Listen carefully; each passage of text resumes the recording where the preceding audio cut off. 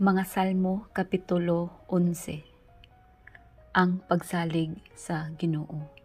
Salmo ni David ngadto sa pangulong musikero. Ang Ginoo mao ang akong dalangpanan. Busa nganong moingon man kamo kanako, lupad ngadto sa kabukiran sama sa usa ka langgam. Kay giandam na sa mga dautan ang ilang pana o gitaod na nila ang udyong aron ipana sa mga maayong tao diha sa ngitngit. Unsa may mahimo sa mga maayong tawo kun mapuka na ang tanan.